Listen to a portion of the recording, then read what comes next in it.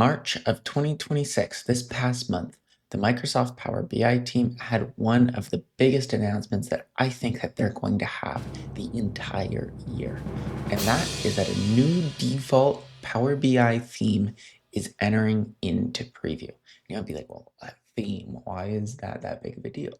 Well, Microsoft Power BI is used by millions of users across the globe. And the majority of those users don't change away from the default theme.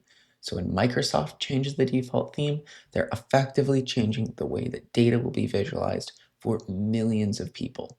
So in this video, we're going to be talking about what's changed, and we're going to be taking a look at some of the actual code that makes up the theme. But before we get into all that, I need to introduce myself. Hi, my name's Ned. I work in business intelligence, and I'm a Microsoft MVP with a focus on Power BI. And in this video, we're talking about the new theme. All right, now we're going to jump into the computer in just a second, but if you could do me a favor and give this video a thumbs up and then move on over and subscribe, especially if you like business intelligence, it would mean a lot. Okay, now let's jump in. So here's the blog post where Microsoft announced it. And my first impression is that it looks pretty good, but I'm not going to just read you this blog post. I'll link that down below in the video description for you to take a look at. Instead, we're going to do something much more technical and a little bit more exciting. We have right here in VS Code the old theme, and then we have the new theme. And we are going to compare the JSON that makes them up. And by the way, if you didn't know, Microsoft Power BI themes are all giant JSON structures. So the way that we're going to compare this is we're going to right-click the old theme. We're going to go select for compare, and then we're going to right-click the new theme, and we're going to go compare with selected. And it's going to pull up and highlight all of the differences between the two themes. And as you can see, it's an entirely new theme. So what changed? Well, let's get into that. But first, I do want to call out a couple of fun things that I noticed right off the bat. First of all, this new theme is much more token driven. They've defined and, actually created a lot more colors up here at the top. So hex colors up here at the top that they then can reference, for example, down below in the theme, instead of actually having to reference the individual hex color codes.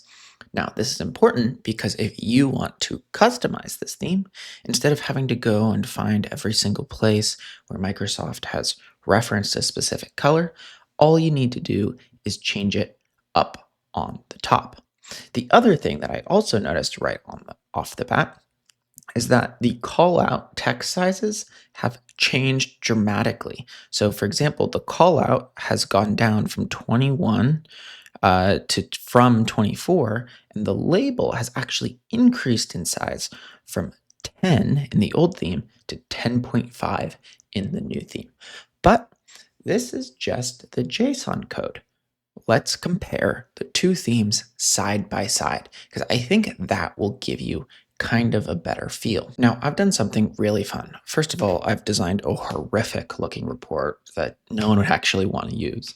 But I've taken that horrific report from the old theme and then recreated it with the new theme, placing all of the visuals in the exact same place. That way we can go back and forth talking about what's actually changed. Now, the first thing that I want to address is something called global defaults in the theme. Now, what does that actually mean? Well, if you have a visual in Microsoft Power BI who is not, or that is not explicitly defined in a theme, the global defaults apply. Now, in the old theme, there were 17 visuals not defined, and in the new theme, there's 16 visuals not defined. One of those visuals in both themes is the funnel graph. So here we have a funnel graph that is using the old global default of the old theme. And as you can see, it's a little bit difficult to use, or see. In the new theme though, you can see those new global defaults actually kicking in. Now, these global defaults are pretty interesting. So they have subtitles by default. So that's, for example, why this by status is coming. They have padding, a legend, spacing, and a slight drop shadow. Also, by default, most access labels have been kind of cleaned up and reduced. Now, that's not the only thing that's also been cleaned up and simplified. The color palette has also dropped from 41 colors, and you can see that color palette drop right here, to just 32. So the theme in general should be a lot cleaner. Jumping back though into the reports, the color of the visuals isn't the only thing that's actually simplified or changed around color. One of the things you might notice is that the background of the report is now a light gray in comparison to a white. This is something that actually might be a little bit controversial, but it does create kind of this really nice, clean panel look that you just don't get with the original theme. And I'll zoom out of this one too, just so you can compare, and then we'll bring them over side by side, right? So look at this one right here with white, and then look at this one right here with gray. Everything looks a lot more refined. Now, speaking of refinement, the other thing that's really changed has been the line graph. And the line graph by default now has smoothing on. Now, this is a really, really, really big one for data viz professionals because they argue that smoothing can make the graph not quite as accurate.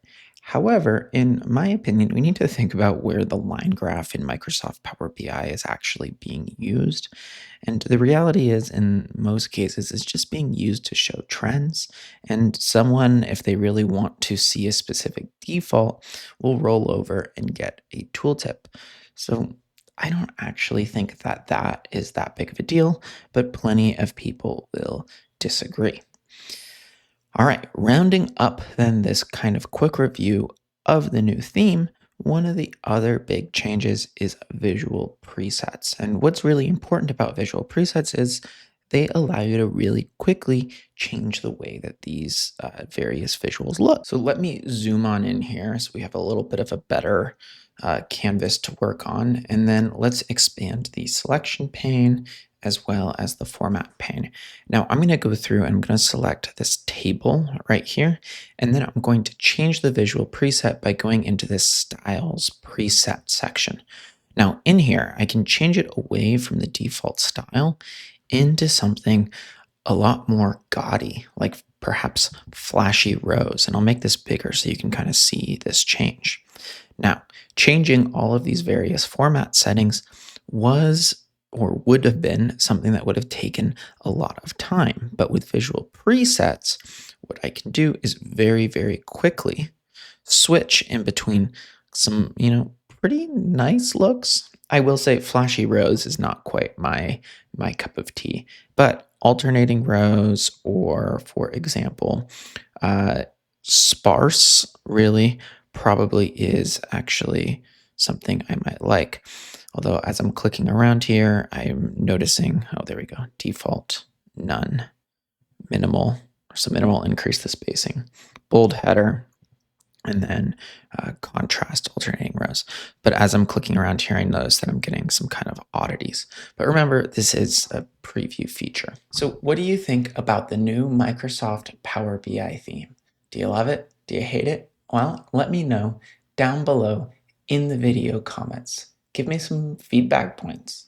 All right, with that, you've reached the end of today's video. If you like business intelligence, again, give this video a thumbs up and subscribe because it helps keep the channel growing.